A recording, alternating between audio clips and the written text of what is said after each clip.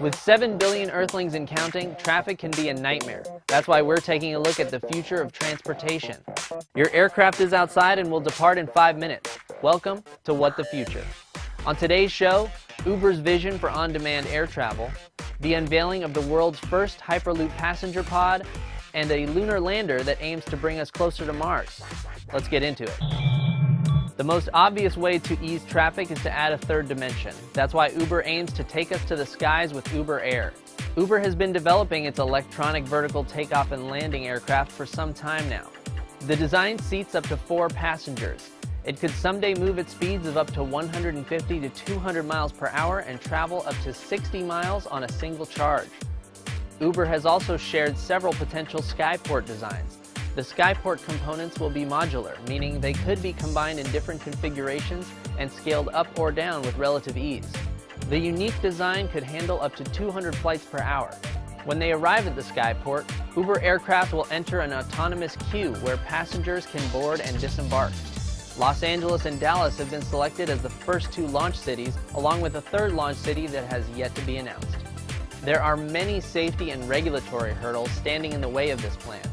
The aircraft needs to be built and FAA certified first. Uber is pushing to get its flying taxis in the air by 2020 for some demonstration flights, and the company hopes to have its paid air service up and running by 2023.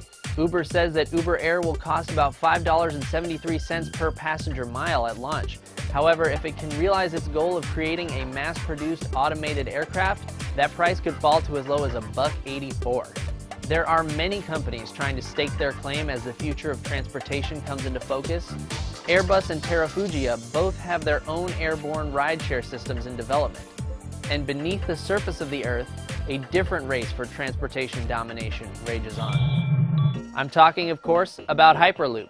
Hyperloop Transportation Technologies, also known as HTT, recently unveiled the world's first Hyperloop passenger pod.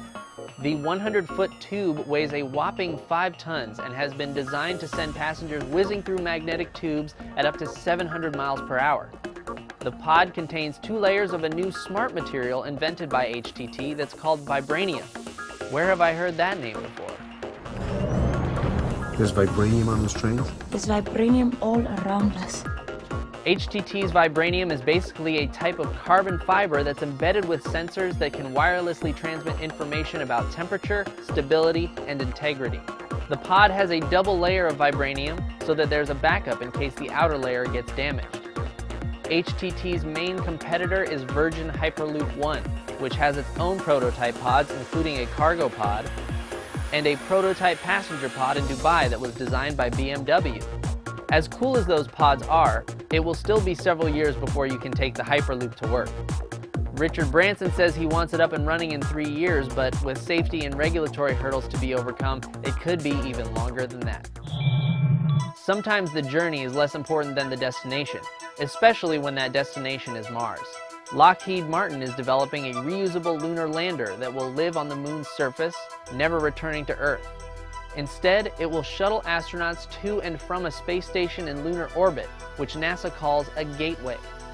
The lunar lander can carry up to 4 crew members and enough supplies to equip a lunar encampment for up to 2 weeks. The lander can also use water collected from the ice on the moon to produce liquid oxygen and hydrogen propellant. The lunar gateway will serve as a logistical waypoint, making it easier for astronauts to explore the moon's surface. Both NASA and Lockheed expect that this lunar gateway system could be an important learning experience for developing something similar to help explore Mars in the future. It's time for a question from one of our viewers. Richard Perryman asked us on Facebook, who or what controls the Uber Air traffic? Thanks for the question, Richard. Uber says that urban airspace and current air traffic control systems could accommodate up to hundreds of vehicles without making any big changes. However, to handle the air traffic density necessary for this type of flying service to become mainstream, new air traffic control systems will be needed. Uber envisions low-altitude operations will be automatically prioritized to avoid conflicts, while the vehicles themselves will utilize a set of visual flight rules similar to those used by pilots when flying independent of air traffic control. Uber says that developing these new control systems will take years, and it could end up being a limiting factor in Uber Air's growth. What makes you say WTF? Let us know in the comments. That's all for this week. Thanks very much for watching. I'm Jesse Orrell filling in for Andy Altman. We'll see you next time on What the Future.